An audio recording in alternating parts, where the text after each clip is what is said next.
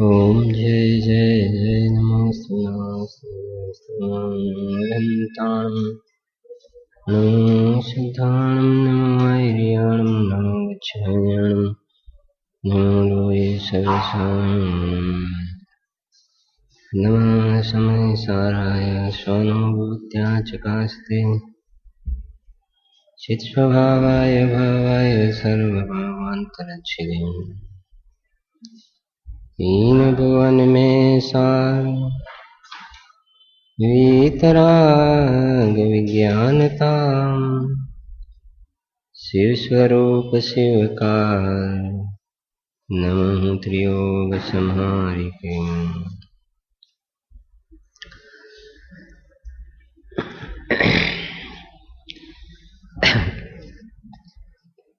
ત્રીજી ડાળમાં 13 નંબરનો છંદ છે ને, 12 પછી પાનું 78, 13 થી 17।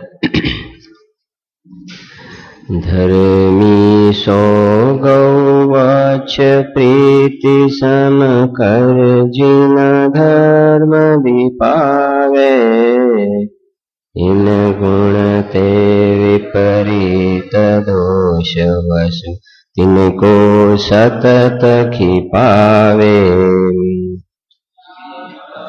भूपवा मातुल नृपजो होयन तो मद ठाने मदन रूप को मदन ज्ञान को धन बल को मद भाने तप को मद प्रभुता को करे न सो निज जाने मदधारे तो यही दोष समेकित कोमल ठाने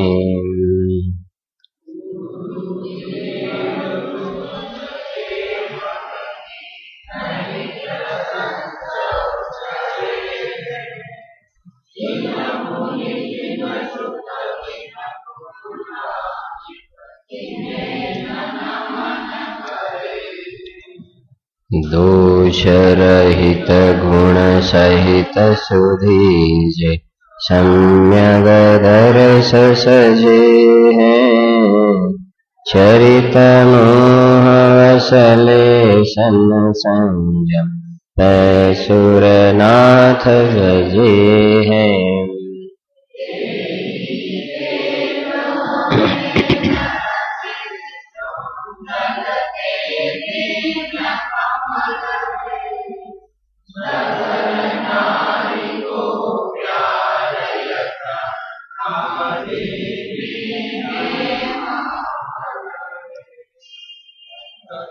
नरक विन षट्भुज्योतिष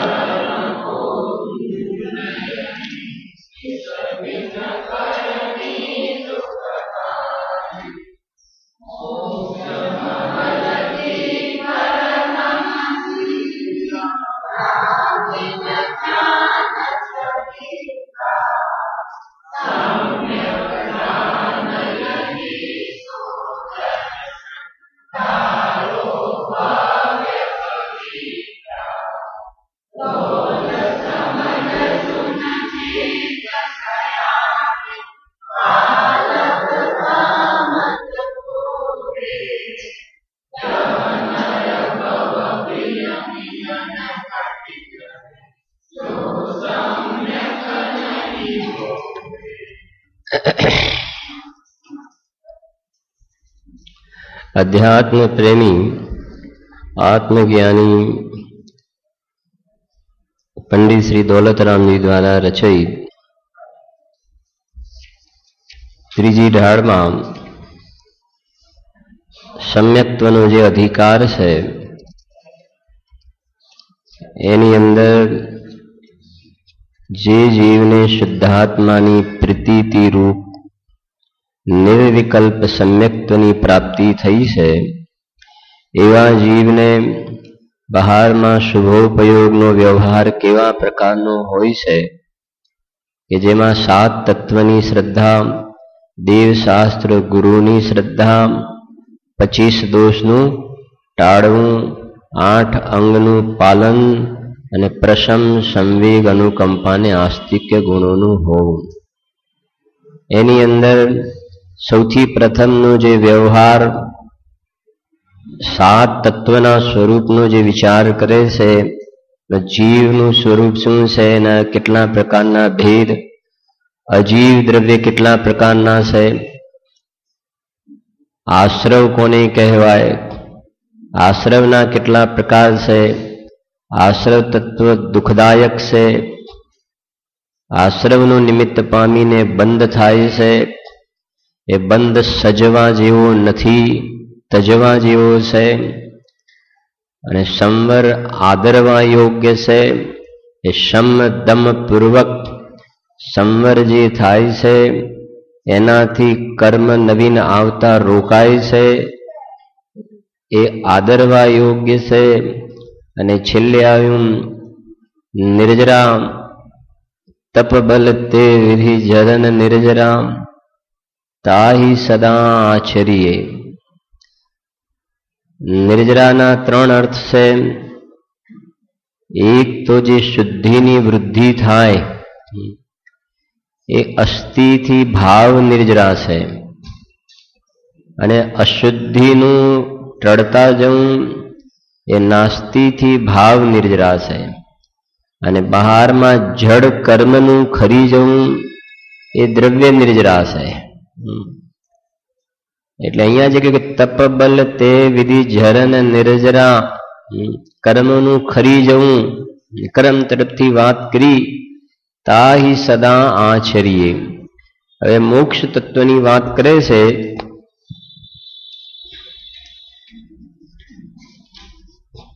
દસમા નંબરનો છંદ છે. सकल कर्म ते रहित अवस्था, सो शिव थिर सुखकारी. बस એટલે સુધી છે ને. सकल कर्म ते रहित अवस्था, કેટલું સ્પષ્ટ કરી છે દોલતરામજી. એકદમ કોઈ ન્યાય વ્યાકરણ વગેરેની જરૂર નહીં, સીધી બિલકુલ ખ્યાલમાં આવી જાય. ચોખવટ કે સકલ કર્મ, શકલ એટલે બધાય, 4 ઘાતી કર્મ અને 4 અઘાતી કર્મ એનાથી રહિત. અને બીજી રીતે કહીએ તો દ્રવ્ય કર્મ, ભાવ કર્મ અને નો કર્મથી રહિત. અને આમ જે 148 પ્રકારના કર્મ કહે ને, 148 કર્મ પ્રકૃતિ, એમ એનાથી રહિત. એ સકલ કર્મ તે રહિત અવસ્થા. મોક્ષ તત્વની વાત છે ને. તો ઢાળની શરૂઆતમાં જ એમને કહ્યું હતું કે આત્મ કો હિત હૈ સુખ સો સુખ, આકુલતા બિન કહીએ, આકુલતા શિવ માહિન તાતે. આવ્યું હતું ને પહેલી પંક્તિમાં, આકુલતા શિવ માહિન તાતે. એ વખતે આપણે સ્પષ્ટ કર્યું હતું આકુલતા શિવ, તો એ અત્યારે વર્તમાન પર્યાયમાં જે આશ્રવના પરિણામ છે ને, એ અવસ્થા છે આત્માની, આશ્રવ બંધવાળી. એની જગ્યાએ સંવર અને નિર્જરાએ સ્થાન લીધું. એ મોક્ષ માર્ગ થયો. સંવર નિર્જરા એ મોક્ષ માર્ગ થયો. આશ્રવ અને બંધ હતો એ બંધ માર્ગ હતો. સંવર અને નિર્જરા એ મોક્ષ માર્ગ થયો. અને મોક્ષ માર્ગ ઉપર ગમન કરતા મોક્ષ માર્ગનો અભાવ થઈ અને મોક્ષની પ્રાપ્તિ થઈ. એ અહીંયા વાત કરે છે કે સકલ કર્મથી રહિત અવસ્થા. અજ્ઞાનીજી બધા કર્મોથી બંધાયેલો છે. બહિરાત્મા અંતરાત્મા જે છે એ થોડા કર્મોથી બંધાયેલો છે, થોડા કર્મોથી છૂટ્યો છે, એટલે અંતરાત્મા. અને આ આત્મામાં પરમાત્મા દશા પ્રગટ થાય છે, નિકલ પરમાત્મા શિવ લગીને મુક્તિની પ્રાપ્તિ થાય છે. તો એ કહે છે કે બધા કર્મથી રહિત થઈ ગયા. सकल कर्म ते रहित अवस्था. કાલે વાત થઈ હતી ને, જે સમ્યક દર્શનનો વિષય જે છે, જ્ઞાયક ભાવ દ્રષ્ટિનો વિષય જે છે, એ તો વર્તમાનમાં સકલ કર્મથી રહિત છે. ખ્યાલ આવે છે? વર્તમાનમાં સકલ કર્મથી રહિત છે. કે ક્યારે? કે જે વખતે આ મિથ્યાત્વ અનંતાનુબંધી અપ્રત્યાખ્યાન કશાયો છે, આઠે કર્મનો ઉદય ચાલે છે, એ વખતે એક જ્ઞાયક ભાવ તો એનાથી રહિત છે. સમજ જરા શાંતિથી. એ જ્ઞાયક ભાવ તો દ્રવ્ય કર્મથી તો રહિત છે, ભાવ કર્મથી પણ રહિત છે. ભાવ કર્મ એટલે મલિન પર્યાય, દ્રવ્ય કર્મ એટલે પુદ્ગલની પર્યાય. તો પુદ્ગલથી તો ભિન્ન છે, રાગાદિ વિકારી ભાવથી પણ ભિન્ન છે, અને આત્માના આશ્રય પ્રગટેલી શુદ્ધ પર્યાયથી પણ ભિન્ન છે. અત્યારે ખ્યાલ આવે છે? જ્યારે જુઓ, અત્યારે શું? જ્યારે જુઓ ત્યારે. આ જીવ નિગોદમાં હતો ત્યારે પણ નિગોદની અવસ્થાથી એનો કારણ પરમાત્મા જુદો હતો. અંતરાત્મા થયો તો પણ કારણ પરમાત્મા તો એવો ને એવો છે, પરમ પારિણામિક ભાવ જેનું બીજું નામ. અને એની સિદ્ધ દશા પ્રગટ થઈ તો એ તો એવો ને એવો છે. જેમ કંચનને કાટ ના લાગે, અગ્નિને ઉધઈ ના લાગે, તો એવો છે.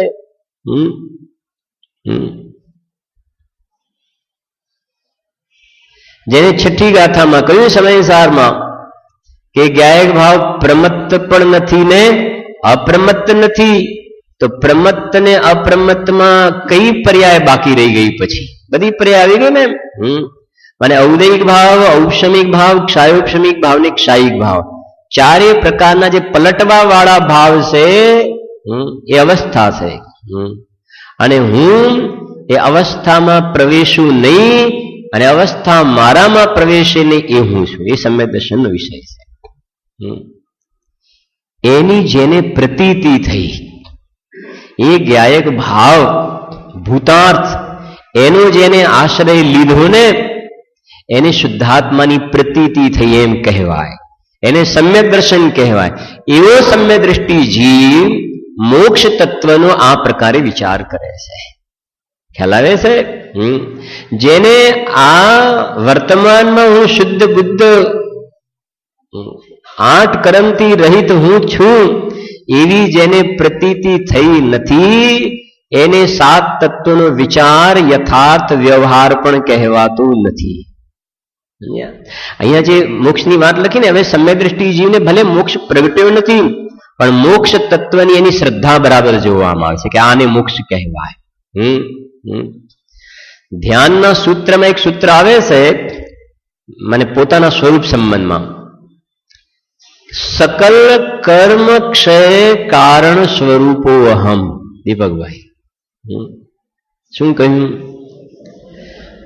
આ જે મોક્ષની અવસ્થા છે ને, મોક્ષની અવસ્થા એ તો સકલ કર્મથી રહિત છે, પણ સકલ કર્મના ક્ષયનું કારણ નથી. બેમ અંતર ખ્યાલ આવે છે? મોક્ષની અવસ્થા એ દ્રવ્ય કર્મ, ભાવ કર્મ, નો કર્મથી રહિત છે, સકલ કર્મથી રહિત અવસ્થા. પણ હું એ તત્વ છું કે સકલ કર્મ ક્ષય કારણ સ્વરૂપો હમ. માને મારામાં આઠ કર્મ કે ત્રિવિધ કર્મ તો છે નહીં, એ તો છે જ નહીં, પણ હું એ તત્વ છું કે જેના શરણમાં જવાથી પર્યાયની અંદરથી પણ ભૂક્કો બોલાઈ જાય છે. ખ્યાલ આવે છે? મારામાં તો એનો પ્રવેશવાનો કોઈ પ્રશ્ન છે જ નહીં એવું બંકર છે. આ એમાં તો પ્રશ્ન જ નથી. પણ તમે મને અંડર એસ્ટિમેટ નહીં કરતા ગયા, એક ભાવ કહે છે. મારામાં એ કર્મોનો પ્રવેશવાનો પ્રશ્ન નથી, પણ હું એ તત્વ છું કે તમે મારા દર્શન કરશો ને તો પર્યાયની અંદર પણ આ રાગાદી વિકારી ભાવ ને બહારમાં જે દ્રવ્યકર્મ વગેરે છે એ પણ ક્યાં ચાલ્યા જશે, કોઈ પત્તો નહીં ખાય. પર્યાયની અંદર તમે કૃતકૃત્ય થઈ જશો. આ તો સમજે છે કે છોકરાને ભણાવ્યા, એમના લગ્ન કરાવ્યા, એમના રહેવાની વ્યવસ્થા કરી આપી અને બધાને જાત્રા કરાવી દીધી એટલે આપણે કૃતકૃત્ય થઈ ગયા. હા, મરણ પથારી એક ભાઈ હતા, ખબર જોવા માટે ગયા તો રડતા હતા બિચારા. આમ પછી એમ પણ બોલ્યા કે બધું મારે પતી ગયું છે. પતી ગયું છે એટલે જે સંસારમાં જે વ્યાખ્યા છે ને એ, હવે હું મરી જાઉં તો મને કોઈ વાંધો નથી. તો એમના ધર્મપત્નીએ જે એક વાક્ય કહ્યું કે આવું શું કામ બોલો છો, ગળેલું પાણી તો પીવા મળે છે ને અત્યારે. આ વાક્ય હતું એમ. સમજણ પડે છે? કેમ કે આ કૂતરા ભૂંડ વગેરે, હા, આ ખુલ્લી ગટરો વગેરે જ્યાં પાણી જતું હોય તો હવે આપણે તો જમવા માટે બેસીએ છીએ તો બધું દાળ ભાત રોટલી શાક બધું મૂકેલું અને બાજુમાં પેલું પાણીની વ્યવસ્થા અને જમવાની વ્યવસ્થા હોય તો ચાલે કે ના ચાલે? હા, જમવાનું આપી દીધું બિલકુલ અપ ટુ ડેટ, 5 સ્ટાર બધી વ્યવસ્થા જમવાની બધી. હા, 4-5 સ્વીટ છે, 2-3 ફરસાણ છે, શું કહેવાય, હા, સલાડ વગેરે જે કંઈ કહેવાય, ચટણી ને અથાણા ને બધું, એ બધી વ્યવસ્થા થઈ ગઈ. પાણી નથી. બોલો, ખાધા પછી પાણી ન હોય તો પશુઓની સ્થિતિ કેવી હોય છે? ક્યાંક મળ્યું ખાવા માટે, પાણી માટે કઈ થોડો ગ્લાસ હવે જાય ભટકે, ક્યાંય ગંદુ પાણી વહેતું હોય, મળે ના મળે એવી વ્યવસ્થા હોય છે. એમને કહ્યું કે આ પાણી તો પીવા મળે છે. સમજાય છે? અહીંયા એ કહે છે, સમજો કે હું તો એ તત્વ છું કે મારા દર્શન કરવાના ફલમાં આ પર્યાયની અંદરની પણ કૃતકૃત્ય દશા પ્રગટ થાય છે. વર્તમાનમાં હું કૃતકૃત્ય છું એ દ્રવ્ય સ્વભાવ, અને જેવું કારણ એવું કાર્ય જોવામાં આવશે. પર્યાયમાં કૃતકૃત્ય થઈ જાય છે. એવું નામ અહીંયા કહે છે, સકલ કર્મ તે રહિત અવસ્થા. આ પંચકલ્યાણકમાં બોલે છે ને, દેવ દેવીના વાર્તાલાપ ચાલે છે. એમાં દેવી પૂછે ને દેવ જવાબ આપે, એક પછી એક આવે તો પૂછે કે આત્માનું કલ્યાણ કરવા માટે સૌથી પ્રથમ શું કરવું? તો દેવ કહે કે સમ્યક દર્શન કરવું, શુદ્ધ આત્માની પ્રતીતિ. પછી પૂછે કે પછી શું? કે પછી મુનિ દીક્ષા અંગીકાર કરવી, કે પછી શું? શ્રેણી માણવાનું પુરુષાર્થ, કે પછી અરહંત દશા, પછી સિદ્ધ દશા. પછી પૂછે કે સિદ્ધ થયા પછી, બોલો, સિદ્ધ થયા પછી? તો પછી સિદ્ધ થયા પછી કાંઈ કરવાનું રહેતું નથી. ખાલી ગ્લાસ હોય ભરાઈ ગયો પછી, ભરાઈ ગયો ને એમ કે છે પર્યાયની અંદર પૂર્ણ અનંત ગુણોનું પૂર્ણ શુદ્ધ પરિણમન થયું. સમજો જરા, ચોથું ગુણસ્થાન પ્રગટ્યું, ક્ષાયિક સમ્યક દર્શન થયું ને. આ મોક્ષની વાત ચાલે છે, જરા શાંતિથી સમજજો. ક્ષાયિક સમ્યક દર્શન થયું ને, એનો અર્થ શું થયો? કે શ્રદ્ધા ગુણનો વિપરીત પર્યાય મિથ્યા દર્શન ગયું અને ક્ષાયિક સમ્યક દર્શન થયું. એનો મતલબ દર્શન મોહ કર્મનો શું થઈ ગયો? ક્ષય થયો. એનું નામ છે શ્રદ્ધા ગુણની અપેક્ષાએ મોક્ષ થયો. એક ગુણની અપેક્ષાએ એને દ્રષ્ટિ મોક્ષ કહીએ છે ને. મોક્ષનો અર્થ સામેવાળા કર્મનો શું થયો? ક્ષય. એટલે શ્રદ્ધા ગુણની અપેક્ષાએ મોક્ષ થયો, એક ગુણની અપેક્ષાએ. અને જ્યારે સિદ્ધ દશા પ્રગટ થાય છે ત્યારે દ્રવ્યનો મોક્ષ કહેવાશે. કેમ કે દ્રવ્ય અનંત ગુણોને ધારીને રહેલું છે. અને સિદ્ધ દશા પ્રગટ થઈ ત્યારે આત્માના બધા ગુણોનું શુદ્ધ પરિણમન થઈ ગયું. અને બીજા શબ્દોમાં કહીએ તો જે પ્રતિપક્ષી જે કર્મ હતા, પ્રતિપક્ષી કર્મ, એ બધા કર્મનો શું થઈ ગયો? ક્ષય થઈ ગયો. તો બધા પ્રતિપક્ષી કર્મોનો ક્ષય થયો, એનો મતલબ બધા ગુણોનું શુદ્ધ પરિણમન થયું, તો મોક્ષ થયો. અને બધા ગુણોનું ધારીને રહેલું દ્રવ્ય છે, એને દ્રવ્યનો મોક્ષ થયો એમ કહેવાય છે. એમ છે. આ એ કહે છે અહીંયા ગાડી જો બહુ સરસ છે વ્યાખ્યા. એક એક સ્વાધ્યાય કરવું જોઈએ આપણે. પહેલી વાત તો આવીને ત્યાં ઉભી રહે છે. હમણાં જે પૂજન કર્યા પછી ઘરે જતો હતો તો એક ભાઈ હતા, અને જીવોને કેવી અંદરમાં ઔદયિક બહારની સ્થિતિ કેવી હોય છે એમને કહ્યું કે જીવ તો બહુ બળી જાય છે, વ્યાખ્યાન છૂટી જાય છે. તો પણ શું થાય, આજીવિકાની બધાને હોય ને એ પ્રમાણે એવી જાતના ઉદય છે જે છે. એથી જઈએ ત્યારે ટ્રાફિક હોય ને આટલા વાગે પહોંચીએ, સાંજે પણ આવવાની બહુ ઈચ્છા થાય પણ લેટ થઈ જવાય છે, તોય આવીએ છે. જે 10 મિનિટ મળ્યું એ મળ્યું, અને ના મળે તો ભગવાનના દર્શન તો થઈ જાય છે ને. સમજણ પડે છે મારો કહેવાનો આશય? જેને આ નથી મળતું સાંભળવા, એને અહીંયાથી આમ જતો હોય પણ જીવ અહીંયા છે. બસમાં બેઠા હોય તો પણ જીવ અહીંયા છે. એમ કહી મારે આમાં જીવ બળી જાય છે. અને આપણને બધી પ્રકારની સુવિધાઓ સંપન્ન છે, જવાય છે. શું વાંધો છે? શું વાંધો છે? એક છૂટી ગયું તો છૂટી ગયું.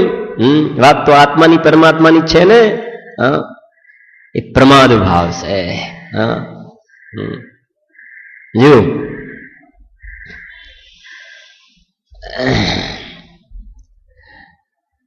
સકલ કર્મ તે રહિત અવસ્થા, એટલે મેં આના પર તમને ફોકસ એટલા માટે કર્યું કે અવસ્થાની વાત છે ધવલભાઈ. શેની વાત છે? આમ અવસ્થાની વાત છે. આ ત્રિકાલી દ્રવ્યની વાત નથી કરતા, કેમ કે આ 7 તત્વ છે ને, એ તો પર્યાયની વાત છે ને. અહીંયા જીવ તત્વમાં પણ જીવના ભેદ લીધા, બહિરાત્મા પર્યાય લીધી ત્યાં. તો અહીંયા અવસ્થાની વાત છે કે પર્યાયમાં 8 ક્રમથી રહિત થઈ ગયો. અને છેલ્લે કહે ને પીઠ થાબડે છે, ધની ધન્ય હે જે જીવ નરભવ કાઢો છઠ્ઠીદાર જરાક. વાંચજો ભાઈ આ બધું. આના માટે મનુષ્ય ભાવ મળ્યો છે, બાકી તો રખડી ખાશો ક્યાંય ને ક્યાંય. જો કઈ છે ભાઈ? 180 પાનું 89 189. 13મા નંબરનો છંદ છે. લોકો કહે છે 13 શબ્દ અપશુકનિયાળ છે, આ સુકનિયાળ છે. હવે માન્યતા તો જો ક્યાં ક્યાં ગ્રહિત મિથ્યાત્વના શલ્ય પડ્યા છે. મને કોણ કહેતું હતું કે પરદેશની અંદર કે જે બધા બિલ્ડિંગમાં હોય ને 13 નંબર રાખે નહીં, એ ફ્લોર હોય ને બધા પેલો બીજો, 13 નંબર જ ના રાખે. ખ્યાલ આવ્યો ને? પછી જે આવતો 12 પછી 12 પછી 14 સીધું આવી જાય, જે કઈ હોય 13 નંબર. એ 13 રાખે તો કોઈ વિચારતા જ નથી મકાન. ગજબ થઈ ગયો. અભ્યાસ વગર તો આ જ જોવામાં આવશે ને શું જોવામાં આવશે બોલો? અહીંયા અમે તો કે છે 13. હજુ લખ્યું છે ધની ધન્ય જે જીવ નર ભવ પાય યે કારજ.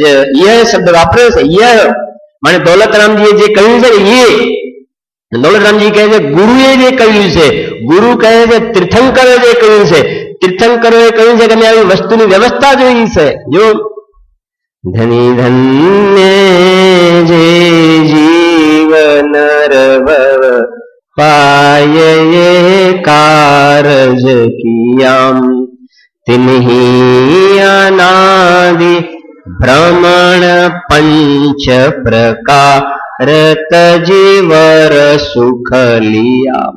ધન્ય છે ને દોલતરામજીને. કેટલો ઉપકાર કર્યો છે આપણા ઉપર જ્ઞાની પુરુષોએ. આ ઉપકાર પરિવાર વાળા નથી કરતા. ખ્યાલ આવે છે? બહારની વાત તો દૂર રહો. જગતમાં કોઈ થોડો નાનો મોટો ઉપકાર કરે છે લૌકિક દ્રષ્ટિ, તો પણ એનો આજીવને કેટલો મહિમા આવે છે. જ્યારે આ તો માને એક નોકરીની કોઈ વ્યવસ્થા કરી દે, ભણવાની વ્યવસ્થા કરી દે, હોસ્પિટલાઇઝની કઈ વ્યવસ્થા કરી દે ને, તો પણ એના પ્રત્યે ઉપકારનો કેટલો ભાવ આવે છે. જ્યારે આ જ્ઞાની પુરુષોએ તો અનંત જન્મ મરણને ટાળવાની વાત બતાવી છે, તો એમને તો આપણા પર અનંત અનંત ઉપકાર કર્યો છે. જેના ફલમાં, જેના શરણમાં જવાના ફલમાં અનંત સુખની પ્રાપ્તિ થાય એવો જેમને માર્ગ બતાવ્યો છે, તો એમનો આપણા પર અનંત ઉપકાર ન કહેવાય તો બીજું શું કહેવાય? અનંત ઉપકાર કહીએ તો પણ ઓછું પડે એવું છે ભૈયા. હા, એ છે તિન્હી અનાદિ ભ્રમણ, અનાદિથી જે ભ્રમણ કે પંચ પ્રકાર, પંચ પ્રકાર એટલે ખ્યાલ આવે ને, પંચ પરાવર્તન. તિન્હી અનાદિ ભ્રમણ પંચ પ્રકાર તજી વર એટલે ઉત્તમ, વર સુખ લિયા એટલે ઉત્તમ પ્રકારના સુખને પ્રાપ્ત કરે છે. આનું નામ છે કોંગ્રેચ્યુલેશન, ધન્યવાદ. બહારમાં તો વારંવાર કઈ નું કઈ એટલે કોંગ્રેટ શબ્દ એટલો સરળ થઈ ગયો ને.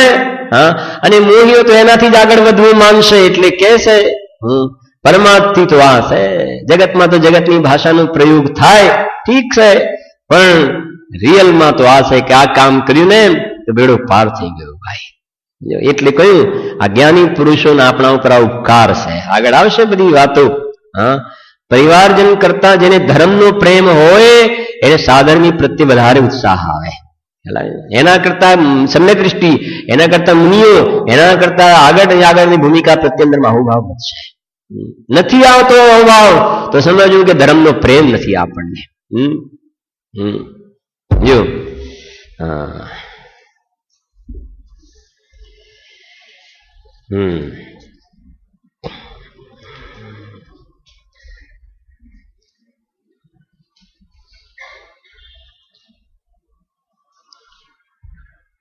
सकल कर्म ते रहित अवस्था सो शिव स्थिर सुखकारी. क्यों सो शिव, आठे कर्म थी रहित जे अवस्था से एનું નામ શિવ, એનું નામ મોક્ષ તત્વ છે, એનું નામ મોક્ષ તત્વ છે. અને કેવું છે એ આ પર્યાયમાં મોક્ષ પ્રગટે કેવું છે? સો શિવ સ્થિર સુખકારી. કેવો શબ્દ વાપરે છે? સુખકારી. પણ કેવું સુખકારી? સ્થિર સુખકારી. હા, બજારમાં કઈ પણ વસ્તુ લેવા જઈએ ને, મોબાઈલ લાવ્યા હોય તો એની પેલી ગેરંટી વોરંટી કઈક હોય છે કે નહીં? કેટલા ટાઈમ માટેનું છે આનું? કઈ પણ હોય તો ઉપર લખ્યું 2 વર્ષ કે 3 વર્ષ કે 5 વર્ષ.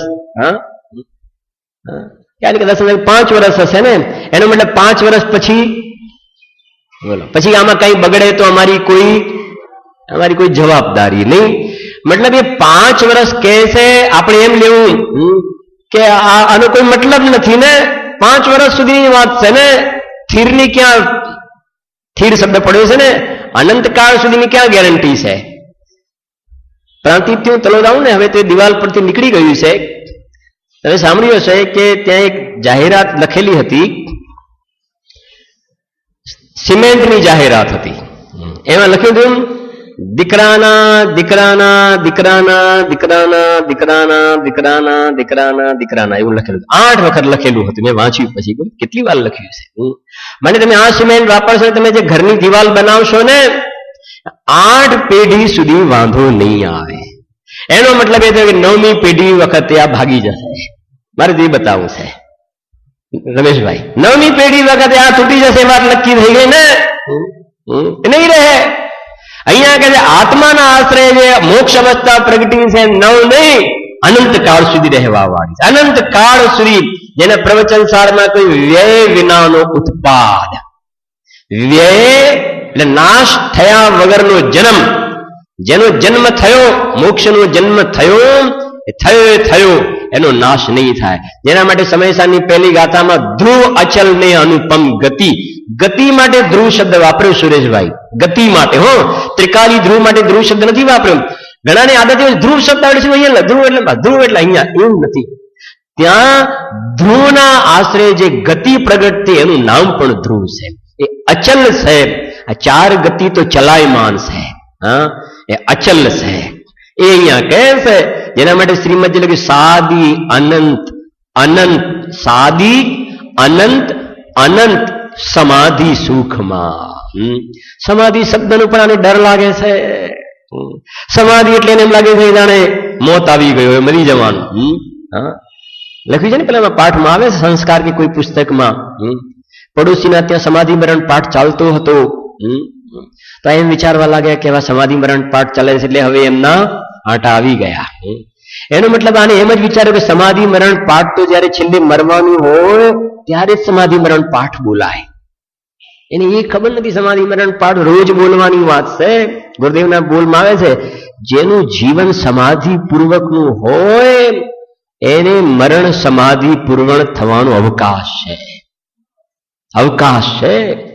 આ પીટી ઉષા વગેરે એથ્લેટર્સ જે હોય છે એ રોજ દોડે છે, ત્યારે જે દિવસે કોમ્પિટિશન હોય ને એ દિવસે નંબર આવવાની સંભાવના રહે છે. જે દિવસે કોમ્પિટિશન હોય એ દિવસે દોડે એવું નહીં, રોજ દોડે છે. એમ જેનું જીવન સમાધિ પૂર્વકનું હોય, સમાધિ માને શું? સમાધિ માને ભેદ વિજ્ઞાનનો અભ્યાસ, રાગ અને જ્ઞાનના જુદાપણાનો અભ્યાસ, ત્રિકાલી ધ્રુવને ઓળખવાનો અભ્યાસ, એવા પ્રકારનો વારંવાર અભ્યાસ કરે છે. ભેદ જ્ઞાન થયા પછી પણ ખ્યાલ આવે છે કે નહીં વિશેષ આગળ વધવાનો નથી, એ પ્રગટ કરવાનું, તો એને કહે છે કે ત્યાં અવકાશ રહે છે. એવું થોડું છે કે સમાધિ મરણ એટલે હવે તો બસ 12 ભાવના એમના ઘરે તો બોલાય છે એટલે કઈક આપણે એવું જોઈએ છે કે જયારે બીમાર પડે તબિયત એવી થઈ જાય ભાઈ હવે 12 ભાવના બોલો, 12 ભાવનાનો પાઠ બોલો, 12 ભાવનાનો પાઠ બોલો. બરાબર છે, ના નથી, પણ બાકીના દિવસો દરમિયાન આપણે રોજ શું કરીએ છીએ? વાંચો તમે સૂરચંદજી વગેરેના બાકીના બધા સમાધિ મરણ પાઠ વાંચો તો ખ્યાલ આવે કે આ મતલબ જે એના વર્ણન કર્યા છે મુનિરાજ ઉપર કેવા કેવા પ્રકારના ઉપસર્ગ આવ્યા, એની પાસે સમય નથી. અને એ સિવાય આ જીવ ક્યાં ક્યાં કેવી રીતે રોકાયો છે, આ હાડ માંસ વગેરેનો બનેલો દેહ છે, વર્ણન કર્યું છે સપ્ત ધાતુનું, એમાં એકાકાર પણ તું ક્યાં રોકાયો છે? સપ્ત ધાતુથી ભરેલો દેહ છે, નાના વસ્ત્ર આભૂષણ પહેરાવ્યા એને, તું શું કરે છે? એમ કહીને જે વર્ણન કર્યા છે, જ્ઞાન અને વૈરાગ્યની જબરજસ્ત સંધિ છે એની અંદર ભાઈ. એવું જોઈએ. કાલે સાંજે કહ્યું હતું ને પેલા કેન્સરની વાત કરી હતી ને, અહીંયા પગમાંથી આખા માંસના લોચા કાઢીને અહીંયા નાખે. હવે તો દુઃખની વાત છે, ખેદની વાત છે કે જીન મંદિરમાં દર્શન કરવા માટે આવે તો પણ એટલા પગ ખુલ્લા રાખીને આવે છે ને, કપડાની કોઈ મર્યાદા રહી નહીં. એમ થોડું હોય કે તને એ પગ દેખાડવાના એટલા વહાલા છે, તો અહીંયા તો એ કહે છે કે એમાંથી જયારે માંસના લોચા નીકળશે અને જોવાનું નહીં ગમે એ સ્થિતિ આવીને ઉભા રહેવાની છે. તને જીન મંદિરમાં એટલા શરીરના અવયવો ખુલ્લા રાખીને આવું 3 લોકના નાથના સમીપમાં, એ શોભાની વાત નથી ભાઈ, મર્યાદા છે ને ભાઈ. અહીંયા તો બહાર પણ ના પાડે છે જૈન દર્શન, તો કમસે કમ 3 લોકના નાથના સમીપમાં તો સંયમથી રહેવું જોઈએ ભાઈ. ખ્યાલ આવે છે ને? કેમ કે તમે બીજા અન્ય જીવોના પરિણામ બગડવામાં પણ નિમિત્ત કારણ બનો છો. સમજાય છે? આ કોઈને દેખાડવા માટે અહીંયા થોડું લોકોને દર્શન કરાવવા માટે નથી આવતા આપણે કે અમે કેવા લાગીએ છીએ. આપણે તો 3 લોકના નાથના દર્શન કરીને અંદરમાં શુદ્ધાત્માના દર્શન કરવા માટે આવીએ છીએ. બાકી તો એવા પાપના બંધ થશે. આ તો પાપને છોડવાના સ્થાનક છે. આગળ આયતન ને અનાયતન શબ્દ આવશે ને, બોલીએ છીએ. આ ધર્મના આયતન છે, આ પાપના આયતન નથી. વૈરાગ્યના પ્રગટ કરવાના આયતન છે ને. પણ અંદરમાં જીવને કેટલી કશાય સવાર થતી હશે તેવા પ્રકારના જીવના પરિણામ બને, એ ઠીક નથી ભાઈ. જો કહે છે અહીંયા सकल कर्म ते रहित अवस्था सो शिव थिर सुखकारी. थिर शब्द बहु अगत्यनो છે. લાઈફ ટાઈમ વેલિડિટી જેને કહીએ છે ને, લાઈફ ટાઈમ વેલિડિટી. પછી પાછું વળીને જોવું નહીં પડે કે નહીં. પછી કહે છે કે પાછું જે કહે ને વ્યય વિનાનો ઉત્પાદ, અને બીજું ઉત્પાદ વિનાનો વ્યય. ઉત્પાદ વિનાનો વ્યય માને જે સંસાર દશાનો વ્યય થયો ને, વ્યય થયો એનો હવે ક્યારે પણ ઉત્પાદ નહીં થાય. ગુરુદેવશ્રીના શબ્દોમાં કહીએ તો ચણો જે કાચો હોય એને જમીનમાં નાખવામાં આવે તો ઉગે, પણ શેકવામાં આવે કાચો ચણો ખાઈએ તો તુરો લાગે, જમીનમાં નાખવામાં તો ઉગે, શેકવામાં આવે તો સ્વાદ મીઠો લાગે, ઉગે નહીં. એવી રીતે કાચો ચણો એટલે મિથ્યા દ્રષ્ટિ, આકુળતાનો સ્વાદ લે તુરો અને એમાંથી ભવ પાકે. પણ ચણાને જેમ શેકવામાં આવે એમ જેને શુદ્ધાત્માની પ્રતીતિ કરીને સમ્યક દ્રષ્ટિ થયો, સીજ્યો, એ કહે છે કે હવે જેમ નાખવામાં આવે તો ઉગે નહીં, એમ કહે છે હવે એને નરકના અને એકેન્દ્રિય દેન્દ્રિય સંસારના ફળ એને જોવામાં નહીં આવે. એ ચણો શેકેલો જેમ મીઠો લાગે એમ અતિન્દ્રિય આનંદનો મીઠો સ્વાદ આવે છે ભાઈ. જેમ ધંધામાં લાભ થાય તો લોભ વધે છે, એમ જ્ઞાનીની અંદરમાં આત્માના આશ્રય આનંદનો લાભ થાય તો ત્યાં અંદરમાં લીનતાનો લોભ વધે છે, વધે છે. એ છે આ એ કહે છે જો સકલ કર્મ તે રહિત અવસ્થા સો શિવ સ્થિર સુખકારી. કહ્યું ને એટલે લાઈફ ટાઈમ વેલિડિટી કાયમ રહેવા વાળું છે. અને પેલું તો કહ્યું ને ઘરમાં સોફા લાવે ને ફ્રીજ લાવે ને ટીવી લાવે ને એસી લાવ્યા તો આપણે બોલીએ નવું કેટલા દિવસ, નવું 9 દાડા, બોલીએ નવું 9 દિવસ.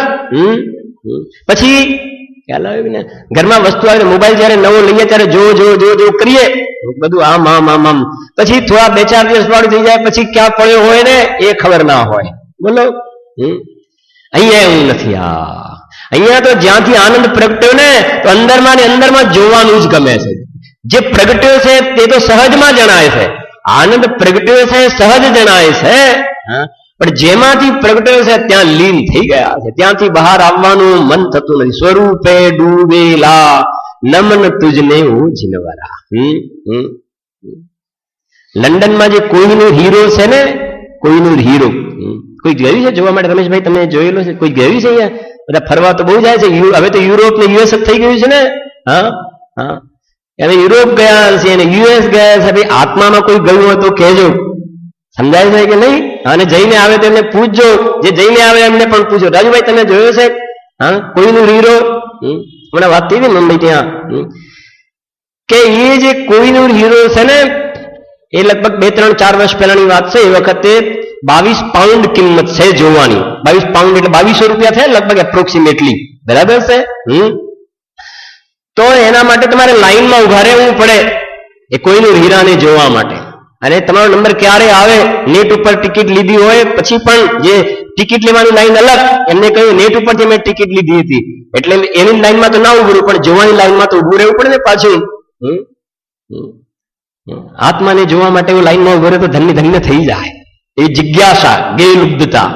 તો એ લાઈનમાં ઉભા રહ્યા અને પછી નંબર આવે ને તો એ આમ હીરો આમ ફરતો હોય તો આવીને એકદમ તરત આવીને આમ જતો રહે. તમે ફોટો પણ જલ્દી સમજો કે બધા એને પ્રોહિબિશન પણ હશે, પણ એકદમ આવીને તરત જ નીકળી જાય. પછી કે આગળ નીકળો, આગળ, બસ. પછી કે આટલો બધો ટાઈમ ઉભા રહે, આટલા રૂપિયા ખર્ચ્યા ને કેમ? તો કહે છે કે જો બધાને ઉભા રાખીએ તો આટલો તમારો કલાક 2-3 કલાકે જે નંબર આવ્યો ને લાઈનમાં ઉભા રહે, બધાને 10-10 મિનિટ ઉભા રહેવા દઈએ તો તમારે 15 દિવસે પણ નંબર નહીં આવે. મારે એમાં જુદી વાત કેવી છે કે હીરાને જોવાની કિંમત 2000 રૂપિયા, જોવાની કિંમત. તો હીરાની કિંમત કેટલી હશે? એમાં આત્માને જોવાના આ ચૈતન્ય હીરો જે છે રિયલ, એને જોવાના ફલમાં જ્યાં અનંત આનંદ અનંત કાળ સુધી મળ્યા કરે એવો આનંદ પર્યાયમાં વેદાય. તો જેને જોવાના ફળમાં આવું સુખ પ્રગટ થાય છે તો એની કિંમત કેટલી કે જેના શરણમાં એ ચૈતન્ય હીરાની કિંમત કેટલી હશે? વિચાર તો કરો. અને એ જે ચૈતન્ય હીરાને જોવે છે એની બહારના જળ હીરાને જોવાનો ભાવ થતો જાણવું તો જળ માટી ધૂળ છે. શ્રીમદજી લખીને એટલા માટે ઘટપટ આદિ જાણ તું તેથી તેને માન, જાણનાર ને માન નહીં કહીએ કેવું જ્ઞાન. ઘણું છે એની અંદર. આ ઘટ છે, આ પટ છે, આ આમ છે, આ બધું જાણે એને માને, પણ જેની સત્તામાં આ બધું જણાય છે એને તું જાણે નહીં તો અમે એ જ્ઞાનને જ્ઞાન કહેતા નથી. કેમ કે ધીમે ધીમે એકાંત પરપ્રકાશક જ્ઞાન છે સ્વપ્રકાશક વિનાનું એકાંત પરપ્રકાશક જ્ઞાન છે એનો મહિમા આવે છે તો ક્રમશઃ જ્ઞાન ક્ષીણ થતું થતું નિગોડમાં અક્ષરમાં અનંતમાં ભાગની સ્થિતિ થઈ જશે તારી એ સ્થિતિ થઈ જશે ઘડીકમાં. જેમ દૂધમાં ઉભરો આવે ને, ઉભરો આવે તો ધીમે ધીમે દૂધ શું થઈ જશે, બળીને ખાક થઈ જશે. બસ એવી સ્થિતિ છે. અને એ જ જ્ઞાનની પૈયાને અંદરમાં લગાવ્યો છે તો એ જ્ઞાન વધી વધીને કેવલ જ્ઞાન થઈ જશે. બહારમાં રોકાયું તો નિગોદમાં, અંદરમાં ઠરીશ તો આ દશા આવીને ઉભી રહે. સોથિર શિવ સુખકારી. હવે કહે છે જો આગળ, એ વિધિ જો સરદા તત્વન કી. હવે આ બધાનો સરવાળો કર્યો, સાતે તત્વની વાત કરીને. એ વિધિ આ પ્રમાણે જો સરધા તત્વન કી, એટલે જીવ અજીવ આશ્રવ બંધ સંવર નિર્જરા મોક્ષ આગળ આવી ને જ્યો કા ત્યો સરધાનું વાંચ્યું હતું ને. કાઢો કયા નંબરનો છંદ હતો? ત્રીજા નંબરનું.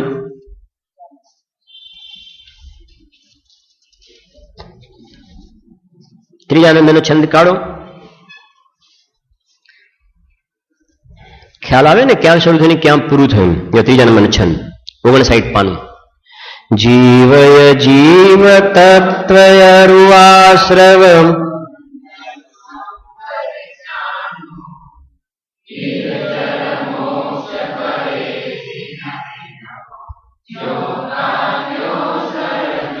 થઈ ગયું ને.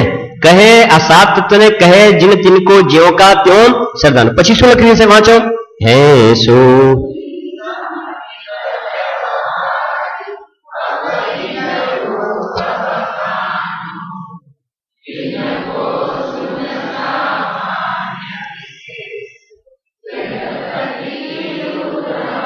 થઈ ગયું ને. તિनको સુન સામાન્ય હે સોઈ સમકિત વ્યવહાર.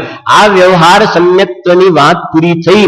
તિनको સુન સામાન્ય વિશેષે, એટલે સામાન્યના નામ અને વિશેષ એના ભેદ પ્રભેદ એને સાંભળો. દિડ પ્રતીત ઉર આનો. હવે અહીંયા આપણે પૂરું થયું. આગળ આવો 10મા નંબરમાં બીજી લીટી વાંચો. શું લખ્યું છે?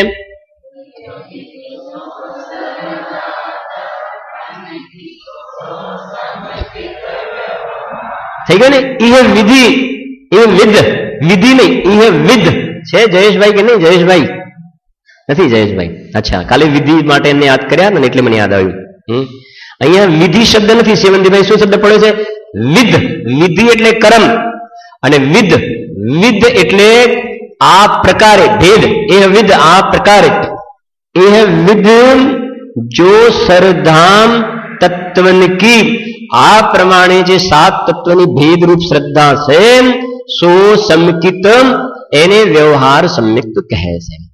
હવે સમ્યક્તનું બીજું લક્ષણ દેવ શાસ્ત્ર ગુરુની શ્રદ્ધા, એને પણ સમ્યક દર્શનનો વ્યવહાર છે.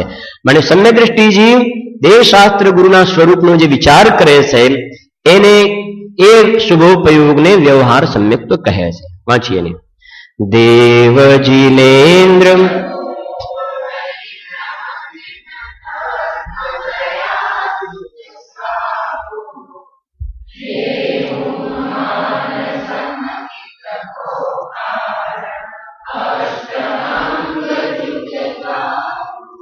શું કહે છે? જુઓ અહીંયા દેવ જિનેન્દ્ર. તો દેવમાં જિનેન્દ્ર ભગવાન, કેમ કે દેવમાં ઘણા પ્રકારના દેવની વ્યાખ્યાઓ આવશે ત્યાં. આ છે કાર નંબર 7023 ખસેડવાની છે એવું લખ્યું છે. 7023 જો શું કે દેવ જિનેન્દ્ર. તો દેવ શબ્દ તો આવશે ને. સ્વર્ગના દેવને પણ શું કહીશું? દેવ કહીશું. સ્વર્ગના અદેવ પણ છે, કુદેવ પણ આવે છે. અહીંયા કહે છે જિનેન્દ્ર ભગવાન, માને જે 18 પ્રકારના દોષથી રહી છે, જન્મ જરા મરણ ક્ષુધા તૃષા વગેરે છે ને, એ 18 પ્રકારના જે દોષથી રહિત હોય અને અનંત દર્શન, અનંત જ્ઞાન, અનંત સુખ, અનંત વીર્યથી શોભાયમાન હોય, ઘાતી કર્મનો જેમને ક્ષય કર્યો છે એવા જિનેન્દ્ર ભગવાન અને સિદ્ધ ભગવાનને પણ લઈ લો, 8 કર્મનો નાશ કર્યો, સકલને નિકાલ. તો દેવ, જિનેન્દ્ર, પછી ગુરુ કેવા હોય? પરિગ્રહ બિન. એ 24 પ્રકારના પરિગ્રહ વાત થઈ ને, 10 પ્રકારના અંતરંગ પરિગ્રહ, 14 પ્રકારના અંતરંગ પરિગ્રહ અને 10 પ્રકારના બહિરંગ પરિગ્રહ.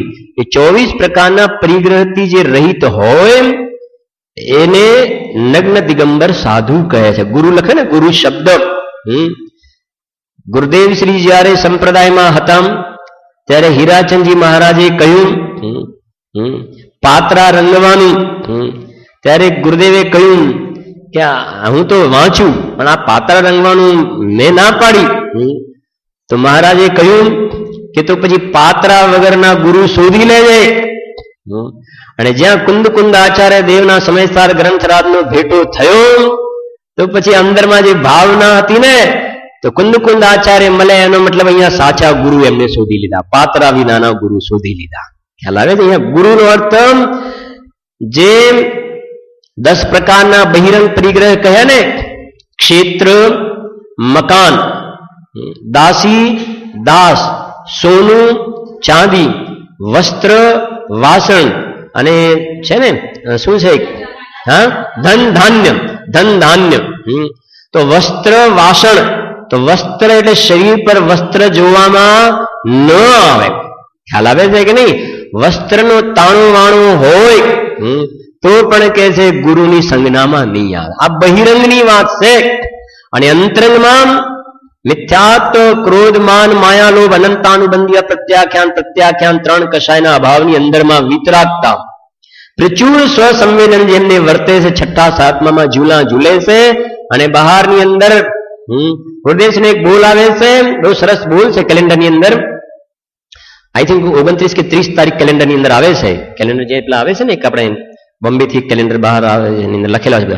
એમાં લખ્યું છે, બહુ સરસ વાક્ય છે, શરીરને કપડા રહિત કરવું એનું નામ મુનિપણું નહીં, પણ આત્માને રાગ રહિત કરવું એનું નામ મુનિપણું છે. હા, જો સમજણ પડે છે સેવંતીભાઈ શું કહ્યું?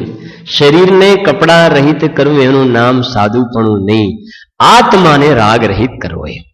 અને આત્માને જેને રાગ રહિત કર્યો ને એને બહારમાં વસ્ત્ર નહીં જોવામાં આવે, નહીં જોવામાં આવે. 3 કષાયનો વિતરાગતા છે તો વસ્ત્ર પ્રત્યેનો રાગ તૂટી ગયો. સમજો જરા એક વાત નિખિલભાઈ, શાંતિથી. આપણે જે વસ્ત્ર પહેરી રહ્યા છે ને એની સાથે નિમિત્ત નૈમિતિક સંબંધ છે. અને મુનિરાજ આત્માની આરાધના કરે છે જંગલમાં, અને કોઈ ગોવાળિયાને ભાવ આવ્યો કે આમને કેટલી ઠંડી લાગતી હશે, અને આવીને એમની પર કોઈ વસ્ત્ર નાખી દીધું, ખબર નથી એને સાધુના સ્વરૂપની, અને વસ્ત્ર નાખી દીધું. તો એમને વસ્ત્રની સાથે નિમિત્ત નૈમિતિક સંબંધ લાગુ નહીં પડે. આપણે જે વસ્ત્ર પહેર્યા છે ત્યાં રાગ જોડાયેલો છે જીતુભાઈ, એની સાથે રાગ જોડાયેલો છે. જ્યારે મુનિરાજને વસ્ત્ર ઉપર નાખ્યું ને તેનો ઉપયોગ બહાર આવ્યો, મને જ્ઞેય જ્ઞાયક સંબંધ છે. કયો છે? જ્ઞેય જ્ઞાયક. કે એમના જ્ઞાનનું જ્ઞેય બની જાય છે, પરજ્ઞેય બની જાય છે. એમાં આસક્તિ ભાવ નથી જોવામાં આવતો, મિથ્યાત્વપણાનો રાગ નથી જોવામાં આવતો. જ્યારે આપણે વસ્ત્ર પહેરે છે ને તો એની પ્રત્યે રાગ વાળો સંબંધ છે. જ્ઞેય જ્ઞાયક સંબંધ ક્યાં છે? તો ખરેખર જ્ઞેય જ્ઞાયક, પણ એને જ્ઞેય જ્ઞાયકને સ્થાપિત નથી કરતો, કેમ કે એને સાચું જ્ઞાન પ્રગટ્યું નથી. જ્ઞાન હોય સમ્યક તો જ્ઞાનનું જ્ઞેય કહેવાય, જ્ઞાન જ નથી પ્રગટ્યું તો જ્ઞેય શેનું જ્ઞાન વગર? એટલે કદાચ ક્યારેક એવી સ્થિતિ બને કે મુનિરાજના ફરતે કોઈ તાપણું કરે, લખી છે ટોડરમલજી, ગોવાળિયાએ તાપણું કર્યું, તો ખરેખર એમના માટે તો ઉપસર્ગની સ્થિતિ બને છે. એ તો પરીક્ષાને જીતવા વાળા છે. એટલે ગુરુના સ્વરૂપને બરાબર સમજવું જોઈએ. અંતરંગ બહિરંગ ગુરુનું સ્વરૂપ કેવું હોય એ સમ્યક દ્રષ્ટિ જીવને આ દેવના સ્વરૂપમાં નહીં. ભાઈ આપણે તો કોઈના પ્રત્યે રાગે નહીં, કોઈના પ્રત્યે દ્વેષે નહીં, આપણે તો બધું અરે રાગ દ્વેષનો પ્રશ્ન જ નથી આની અંદર. આની નીચેની પંક્તિમાં પછી આગળ આવશે કે બિન જાને તે દોષ ગુણન કો કૈસે તજીએ ગઈ, આગળ આવશે. તો કે છે રાગ દ્વેષનો પ્રશ્ન નથી, એનું જે સ્વરૂપ છે એને બરાબર સમજવું જોઈએ. બજારમાં 1000ની નોટો માર્કેટમાં ખોટી આવે એનું જ્ઞાન તો કરવું જોઈએ ને, કેમ કે આપણા ઘરમાં ના ઘૂસી જાય તો જ્ઞાન કરવામાં શું વાંધો છે? એમ અહીંયા કહે છે સમ્યક દ્રષ્ટિ જીવ એનો ઉપયોગ બહાર આવે તો દેવની ભક્તિ જોવામાં આવશે. જ્ઞાની પુરુષોને ભક્તિ જે હોય છે, સમંતભદ્ર સ્વામી સ્વયંભૂ સ્તોત્રમાં તો કહે છે અમને જિનેન્દ્ર ભગવાનની સ્તુતિનું વ્યસન છે. વ્યસન શબ્દ વાપર્યો છે. વ્યસન કોને કહેવાય જિનેન્દ્રભાઈ? વ્યસન કોને કહેવાય? આ મોબાઈલનું આપણને શું થઈ ગયું છે? વ્યસન. એનો મતલબ એના વગર ચાલે ને, એનું નામ વ્યસન છે. એનું નામ વ્યસન છે. એમ અમને ભગવાનની સ્તુતિનું વ્યસન છે. અમને ભગવાનની સ્તુતિ વગર ચાલતું નથી. મારી અંદરમાં જે ઉપાદાનમાં ત્રિકાલીધું પોતાના પરમાત્માનો જેને મહિમા આવ્યો એને બહારમાં આવા પરમાત્માનો મહિમા આવશે, આવશે ને આવશે. આ એ કહે છે દેવ જિનેન્દ્ર ગુરુ પરિગ્રહ વિના. જ્યાં હોય ત્યાં માથા નહીં ફોડાય સમ્યક દ્રષ્ટિજી. અને જેને સમ્યક તો પ્રગટ કરવું છે એને પણ બરાબર યથાર્થમાં તત્વ નિર્ણય બરાબર હોવું જોઈએ. શું થાય પણ મારા બધું ફ્રેન્ડ સર્કલ એવું છે, એ તો આપણા ત્યાં આવે છે એટલે એ પગે લાગે છે એટલે અમે ત્યાં જઈએ એટલે પછી એને ખોટું લાગે. આવે બધું ફોડો, તમે નક્કી કરો. કરો નક્કી. જો દેવ જિનેન્દ્ર પછી ગુરુ પરિગ્રહ બિન પરિગ્રહ વિનાના. નિયમસારમાં તો એમ લખ્યું છે દેહ માત્ર પરિગ્રહ. 5 ઇન્દ્રિયોના ફેલાવ રહિત દેહ માત્ર જેમને પરિગ્રહ. તો દેહને પરિગ્રહ કહ્યો એનો મતલબ પરિગ્રહ માટે દેહમાં મૂર્છા છે એવું નથી બતાવું ત્યાં. મને બધો માત્ર દેહ છે, બાકી બધું અમારે કાંઈ અને ઇન્દ્રિયોના માધ્યમથી પરપદાર્થો પ્રત્યે ફેલાવ નથી. બસ એક ક્ષેત્ર આવગાય છે એટલો પરિગ્રહ. બસ એટલો ત્યાં વાત છે. દેવ જિનેન્દ્ર ગુરુ પરિગ્રહ બિન અને ધર્મ દયા જુત સારો. ધર્મ દેવ ગુરુ ધર્મ ટોડરમાં જે લખ્યું ને આમાં અહો દેવ ગુરુ ધર્મ તો સર્વોત્કૃષ્ટ પદાર્થ. છઠ્ઠા અધિકારમાં લખ્યું ને અંતમાં લખ્યું ત્યાં આગાડી. જો છઠ્ઠા અધિકારમાં છેલ્લે લખ્યું એમને કે કુદેવ કુગુરુ કુધર્મનું નિરાકરણ કર્યું ને એની અંદર લખ્યું છે એમને. જો અહો દેવ ગુરુ ધર્મ તો સર્વોત્કૃષ્ટ પદાર્થ છે. સર્વોત્કૃષ્ટ પદાર્થ છે. એના આધારે તો ધર્મ છે. એમાં શિથિલતા રાખે તો અન્ય ધર્મ કેવી રીતે થાય? એમાં શિથિલતા રાખે તો મેળ નહીં ખાય.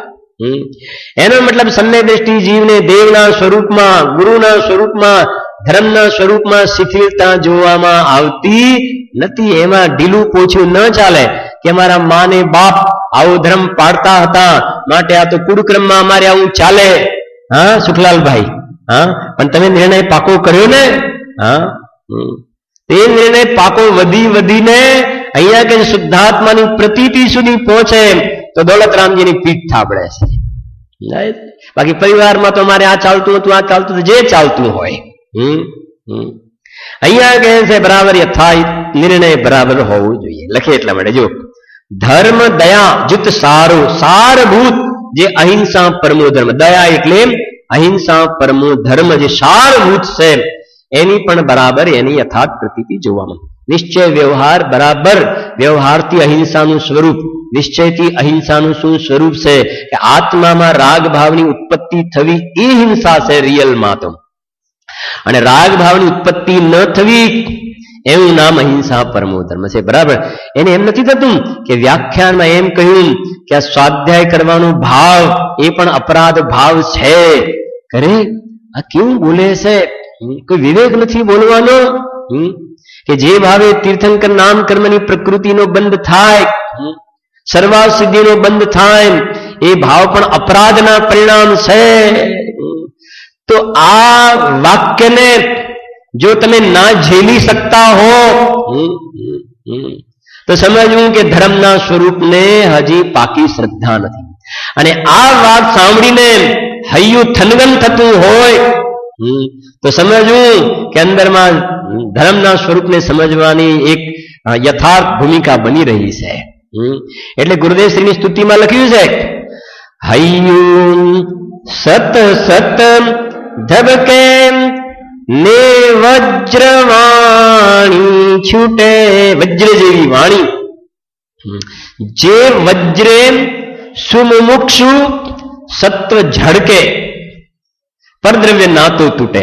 મને મુમુક્ષુ છે એને તો અંદરમાં ચળકાટ જોવામાં આવશે. એને તો મને તો આ વાતની ખબર નથી. અને જેને બાપ દાદા જે કરતા હતા એ સાચું પકડી રાખ્યું છે, એને સાચું સમજવું નથી.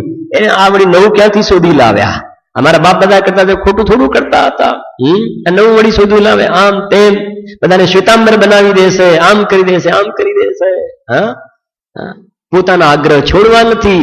તો એ કહે છે, રામજી દાદા કહેતા હતા એના માટે કે જૂના ગામડા હોય ને એની અંદર પેલા ડોબા કહેવાય, પેલા ભેંસ ને શું કે ડોબું. તો પેલા ગામડામાં વાહન તો હોય નહીં, તો ગામડામાં એકદમ પેલી જીપ કાર આવે ને, તો જેવી જીપ ગઈ ગામની અંદર તો પેલું ડોબું હતું એ ભડક્યું.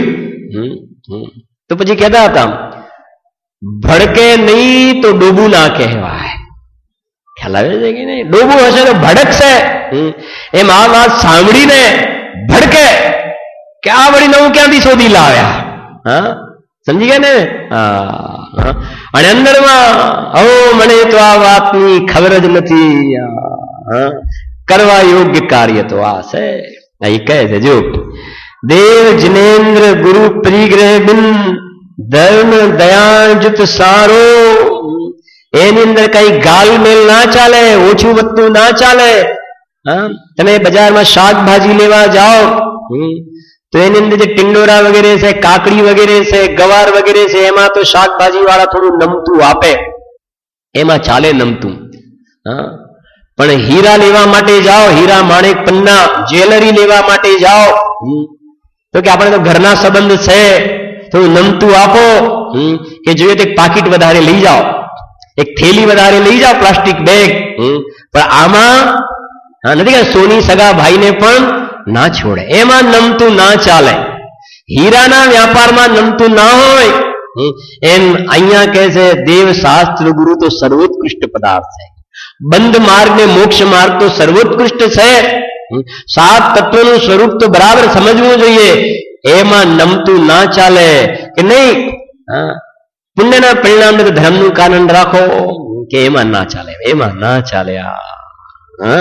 જો હવે કહે છે અહીંયા એવું માન સમકિત કો કારણ. મને દેવ શાસ્ત્ર ગુરુની શ્રદ્ધાના પરિણામ છે ને એ સમ્યક દ્રષ્ટિ જીવ આવા સ્વરૂપનો વિચાર કરે છે તો જે રાગ થયો એ રાગને વ્યવહાર સમ્યક્ત કહેવામાં આવે છે. દેવ શાસ્ત્ર ગુરુની શ્રદ્ધાને વ્યવહાર સમ્યક્ત કહ્યું છે. રત્નકર્ણ શ્રાવકાચાર હોય તો મને સાંજે આપજો. રત્નકર્ણ શ્રાવકાચાર અત્યારે મળે તો આપજો, 1 મિનિટમાં મળી શકે. રત્નકર્ણ શ્રાવકાચાર સદાસુખદાસજી વાળું, એમાં આ વ્યાખ્યા આવે છે શાસ્ત્રમાં છે દેવ શાસ્ત્ર ગુરુની શ્રદ્ધાને સમ્યક દર્શન કહ્યું છે. એટલે હવે આ ક્યાં સ્લીપ થાય છે જરા સમજવાની વાત છે કે અમને સાચા દેવ શાસ્ત્ર ગુરુની શ્રદ્ધા તો છે અને સમ્યક તો કહ્યું છે, પણ એ સમ્યક તો કહ્યું છે વ્યવહાર. વ્યવહાર ક્યારે હોય? નિશ્ચય હોય તો વ્યવહાર હોય. હવે નિશ્ચય હોય નહીં તો વ્યવહાર સાચો ન કહેવાય. હવે શાસ્ત્રમાં લખ્યું કે દેવ શાસ્ત્ર ગુરુની શ્રદ્ધા બરાબર હોય તો એ સમ્યક હોય. એટલે એને માન્યું કે મારે સમ્યક દર્શન થઈ ગયું. કેમ કે આપણે એમ કહીએ કે સમ્યક દર્શન પૂર્વક વ્રતાદી હોય. સમ્યક દર્શન પૂર્વક વ્રતાદિક હોય તો કે અમે ક્યાં ના પાડીએ છીએ? સમ્યક દર્શન પૂર્વક વ્રતાદિક હોય અમે ક્યાં ના? આપણી વાત થઈ ને દીપકભાઈ, ક્યાં ના પાડીએ છીએ? સમ્યક દર્શન તો અમને છે, કેમ કે દેવ શાસ્ત્ર ગુરુની શ્રદ્ધાને સમ્યક દર્શન કહ્યું છે અને અત્યારે તો વ્યવહાર જ હોય. સમ્યક દર્શન તો છે અને શાસ્ત્રનો અભ્યાસ કરીએ છીએ તો સમ્યક જ્ઞાન છે. હવે બીજી પ્રતિમા ધારીને 7મી પ્રતિમા ધારીને ખ્યાલ આવ્યો કે વ્રતાદિક, બસ એ વાત રહી. હવે અરે ભાઈ, એ તમે જે સમ્યક્તોની વાત કરો છો તો વ્યવહાર છે અને નિશ્ચય પૂર્વકનો વિકલ્પ એને વ્યવહાર કહે છે. હવે આત્માનો અનુભવ નિર્વિકલ્પ આનંદ થયો નથી, શુદ્ધાત્માની પ્રતીતિ નથી, તો નિશ્ચય નથી, તો નિશ્ચય વગર વ્યવહાર ક્યાંથી લાવે? વ્યવહાર આ ભાસને વ્યવહાર માન્યો, વ્યવહાર આ ભાસને વ્યવહાર માની લીધો. પુરુષાર્થ સિદ્ધિ ઉપાયમાં લખી દીધું કે બિલાડાને સિંહ માની લીધો. એ સિંહને બતાવવા માટે બિલાડાથી બતાવ્યું કે આવો સિંહ હોય, બિલાડાને સિંહ માની લીધો. લખ્યું છે અહીંયા.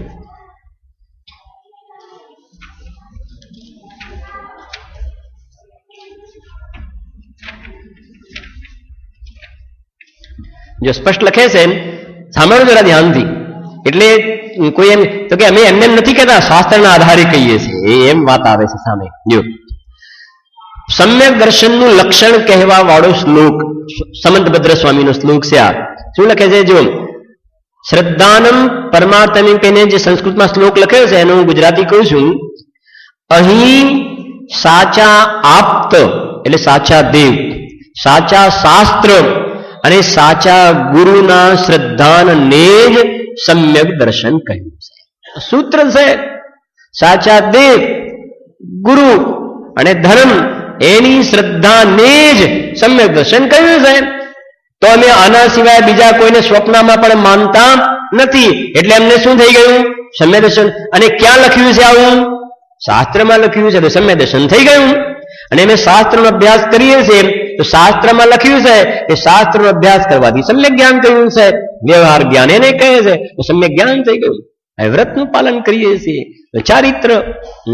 પણ ભાઈ આ ગુરુદેવનો અનંત ઉપકાર એ છે એને ખોડી ખોડીને બતાવ્યું કે આ વ્યવહારની વાત છે, નિશ્ચયપૂર્વકનો વ્યવહાર. એમાં તમારા ઘરે જ કાલે વાત થઈ ને, હા, તમારા એમના બાઈએ કહ્યું આ છોકરાઓ બધું કરે ને, તો કે આ છોકરાઓને બધું પાડે તો છે, તો તમે વ્રત આપી દો ને.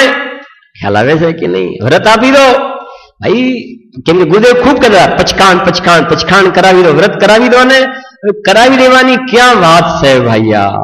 હા, સમ્યક દર્શન પૂર્વક વ્રતાદિક પછી આવે છે, અને સમ્યક દર્શન થાય તો પણ ત્યાં અવિરતની ભૂમિકા છે.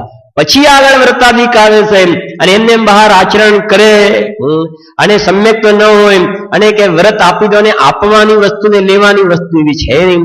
એટલે જીવ ધર્મ માટે ઉદ્યમ કરે. કેટલા ટાઈમ સામાયિક કરે છે માતાજી આપણા? કાલે વાત થઈ ને, હા, દિવસમાં 8-8 10-10 કલાક કરે છે.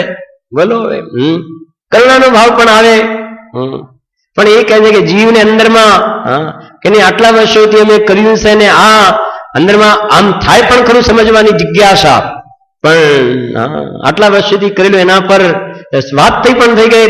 થોડોક તમે સમજવાનો પ્રયત્ન કરો તો આ બધું જે છે ને એની અંદર પ્લસમાં ઘડીકમાં ફેરવાઈ જશે. જિજ્ઞાસા પણ સમજવાના પ્રશ્ન પણ કર્યા, ભાવના પણ છે ને સંભવ છે કે આટલે સુધી મેં કહ્યું. પછી એમને કહ્યું કે અમારો જયારે કાળ પાકશે ત્યારે, તો મેં કહ્યું તો તમારી કાળ લબ્ધિ પાકી છે એટલે તો આપણે આ બધાને મળવાનું છે. આટલા વર્ષોથી કરો છો તમે, અને આ પ્રમાણે તમારા દીકરાઓ વગેરેને પરિવર્તન થયું અને આ બધું મળવાનું થાય છે, તો તમારો કાળ પાક્યો છે. તો સમજવાની જિજ્ઞાસા થાય છે તો સંભવ છે કે સારું બની શકે. એ પ્રમાણે છે.